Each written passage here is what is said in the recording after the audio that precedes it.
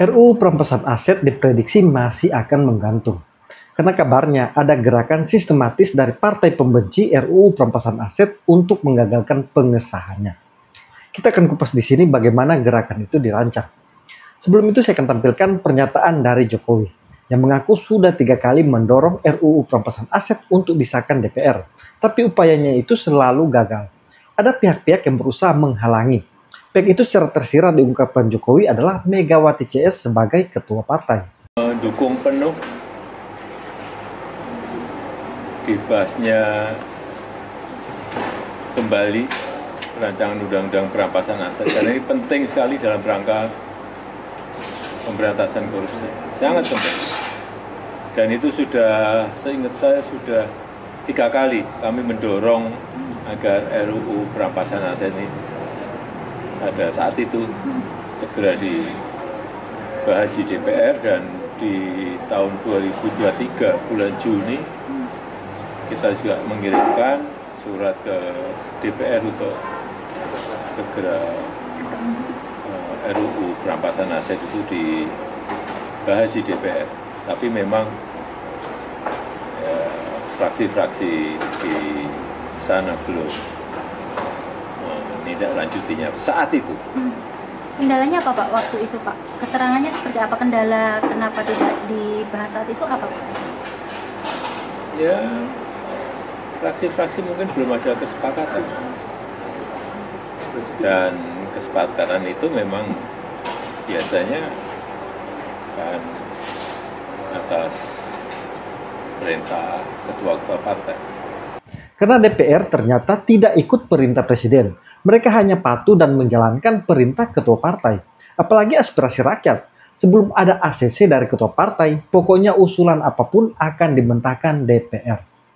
Termasuk usulan 17+8 yang salah satunya mendesak agar disahkannya RUU perampasan aset. Walaupun sudah ada perintah dari Prabowo juga untuk mengesahkan RUU perampasan aset, kabarnya belum pasti mulus di DPR.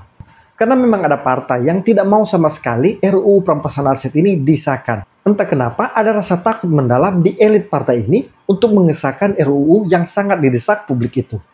Apa yang dikatakan Jokowi sebelumnya sudah ditegaskan elit PD Perjuangan sendiri, Bambang Pacul, bahwa hambatan mengesahkan RUU perampasan aset itu sebenarnya ada di ketua partai. Karena jika ketua partai mendukung, tidak butuh waktu lama RUU perampasan aset disahkan.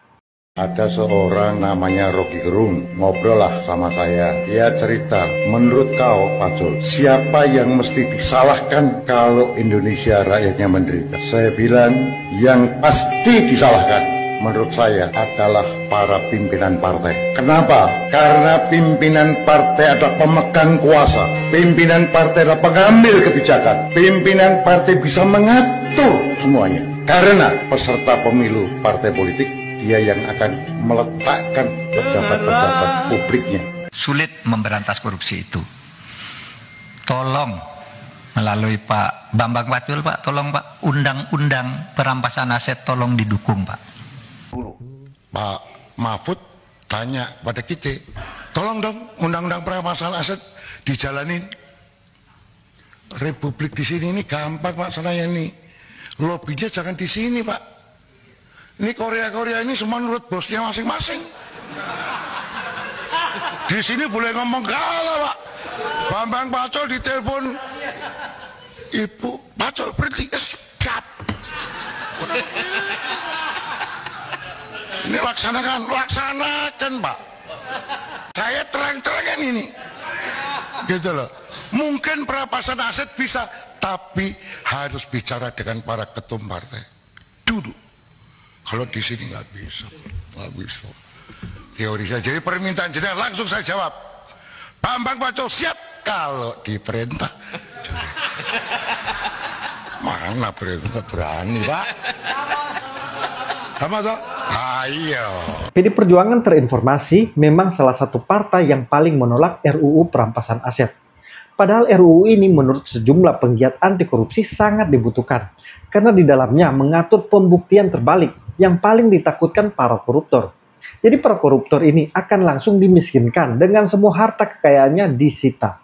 Koruptor itu yang harus membuktikan sendiri mana harta kekayaannya yang tidak terkait korupsi. Selama tidak bisa dibuktikan, akan disita semuanya oleh negara. Apa sesungguhnya isi utama atau jeroan dari undang-undang itu, undang-undang RUU perampasan aset itu, sehingga orang semua ketakutan? Parpol ketakutan, para koruptor tentu ketakutan. Apa Pak? Itu memang menakutkan. Ya karena orang akan bertanya, apa saja yang dianggap aset yang harus diambil, yang harus dirampas jika ada indikasi pidana ini. Pertama, dia adalah hasil tindak pidana yang dikonversikan menjadi harta pribadi, termasuk dihibahkan. Kan banyak tuh, saya pejabat ya, saya korupsi, lalu saya suruh ayah saya di kampung beli tanah atau beli emas apa, sesudah dibeli oleh ayahnya, dihibahkan secara resmi lewat notaris ke saya. Padahal ayahnya tidak punya profil untuk itu. Nah, itu kan bisa diduga ini ngurus apa ini gitu. Sehingga tidak bisa lagi seperti sekarang disamarkan dalam bentuk saham, dititip ke orang, dititip ke artis gitu. Ini pegang, tapi ini punya saya, saham diam-diam, kan ada toh. Lalu di atas namakan istrinya berbagai hotel, restoran dan sebagainya ada di situ. Rampas gitu. Karena itu ada dugaan, baru nanti buktikan di pengadilan gitu. Saya teringat pada tahun 2001, saya kan pernah jadi Menteri Kehakiman. Zaman Gus Dur? Iya, saya mengajukan rancangan undang-undang pembuktian terbalik, yang kira-kira mirip lah dengan perampasan aset ini. Apa itu? Yaitu satu proses hukum di mana orang yang menjabat itu, kalau hartanya profil tidak sesuai dengan profil jabatan dan gajinya, maka dia dinyatakan korupsi. Kamu tersangka korupsi atau kamu diduga korupsi, diberi waktu dalam waktu 2 bulan membuktikan. Ini kamu 5 tahun bekerja jadi menteri misalnya. Menurut hitungan saya menteri itu seumpama tidak dimakan gajinya itu paling banyak kan 6 miliar.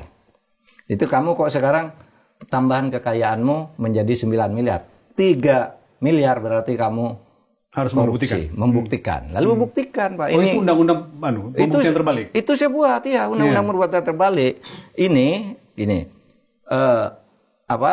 dia jelaskan 3 miliar, Pak. Ini kenaikan NJOP sekian. Kan gampang toh. Ini hibah dari ayah saya yang meninggal sekian, warisan sekian. Bisnis istri saya ini misalnya. Udah kalau clear bersih. Itu undang-undang pembuktian terbalik. Kalau nggak bisa dijelaskan Anda korupsi, kira-kira gitu. Kalau nggak bisa dijelaskan Anda korupsi, profilnya nggak cocok, kan gitu. Kenapa Ketua DPR tidak berani mengesahkan undang-undang perampasan aset koruptor? Jawabannya sederhana. Karena mereka takut jerat itu justru mencekik leher mereka sendiri. Kalau undang-undang ini lolos, tidak ada lagi tempat aman bagi harta haram yang disembunyikan. Rumah mewah, tanah luas, rekening gendut, semua bisa disita negara tanpa menunggu drama panjang di pengadilan. Dan siapa yang paling takut? Mereka yang hidupnya penuh jejak korupsi. Ketua DPR dan sebagian wakil rakyat itu pura-pura sibuk, pura-pura peduli. Tapi begitu bicara soal korupsi, mereka mendadak bisu.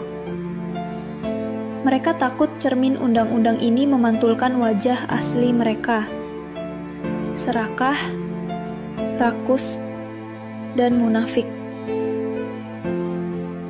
Rakyat tiap hari bayar pajak, makan susah, hidup pas-pasan. Tapi DPR lebih rela melindungi koruptor daripada melindungi rakyat. Mereka bukan tidak bisa mengesahkan, tapi tidak berani.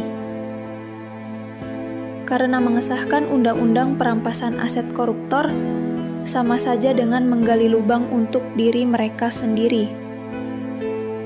Jangan harap keadilan datang dari mereka yang hidupnya bersandar pada uang kotor. Ketua DPR hanyalah tembok terakhir yang menjaga harta para tikus berdasi tetap aman dari tangan rakyat. Terinformasi, ada gerakan salah satu partai yang tak ingin RUU perampasan aset ini disahkan. Lobi-lobi antara sesama ketua partai mereka lakukan, dan mereka menggerakkan elit partainya untuk mulai membangun opini publik agar publik tidak mendukung RUU perampasan aset ini. Ahok salah satu yang terang-terangan yang tidak setuju dengan RUU perampasan aset. Malah dia merasa aneh kenapa publik terus mendesak RUU perampasan aset ini. Menurut Pak Ahok, kalau misalnya bisa disetujui RUU perampasan aset, apakah itu bakal menyelesaikan? Gue juga bingung kenapa sih orang nganggap undang-undang perampasan aset, kalau oknum hakim, mati lu, sokoknya lebih gila lu. Iya dong? Gue rampas aset lu nih. Sekarang gue jadi penyidik nih ya. Gue kasih tahu nih, ini cerita di negeri Antabaranta nih. Bukan di Indonesia ya? Bukan di Indonesia, bukan di komisi mana, Antabaranta nih. Gue nih komisi yang berantas korupsi nih misalnya gitu ya. Atau badan berantas korupsi lah. Atau badan perampas aset koruptor lah gitu ya. Nah, gue tangkap si A nih. Gue kasih, ini terjadi di negeri Antabaranta. Gue tangkap nih. Si A yang nyolong koruptor nih. Gue panggil nih. Gue udah punya dong daftar harta dia dong. Betul gak?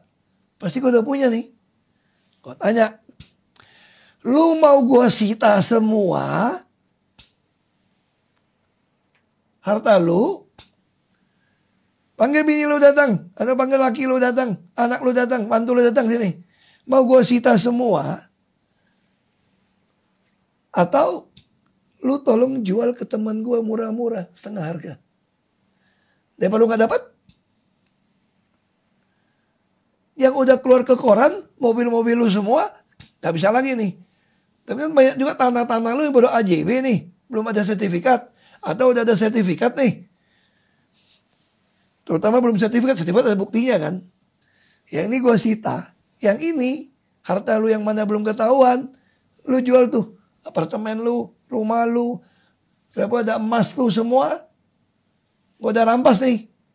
Ada yang pernah ngitung gak? Ada yang pernah terbuka gak? Harta yang dirampas. Dipakai kemana semua. Emas segala macam. Itu gue bisa nekan itu orang. Lu jual sama teman gue itu ya. Udah ada tukang ngumpul tuh. Tanah 20 juta bisa jualnya 5 juta nih. Ayo gue sita. Lu daripada gak dapat duit. Itu bisa terjadi. Atau kedua. Kalau ngomong lagi perampasan aset undang-undang. Selalu tuduh ya. PDIP gak mau nih ketua nih. Mayoritas pegang di Senayan siapa sekarang? Partai pemerintah tuh. Undang-undang dibikin presiden dan dewan. Kok gak ada suara lagi? Kamu mau bikin gitu ya? Nah tuh kalau ada undang-undang itu pun. Kalau gak mau perbaikin gaji. Gak mau pembuktian terbalik segala macam. Hakim, oknum hakim bisa meres orang gila-gilaan ini. Apa ada hukuman mati? Lebih celaka lagi.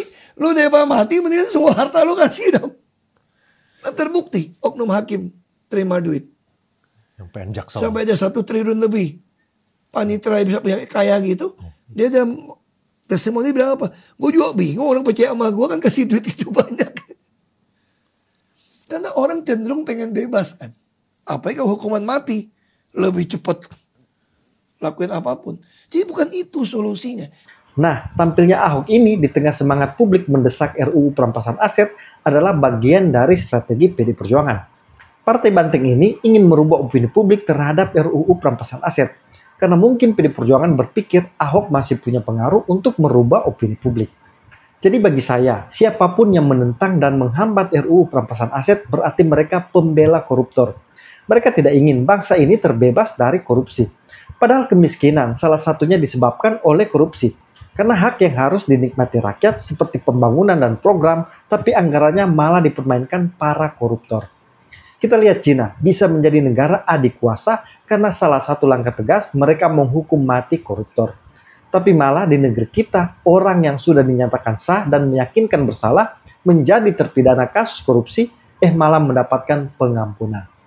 Itu kan ironi yang sangat menyakiti hati publik.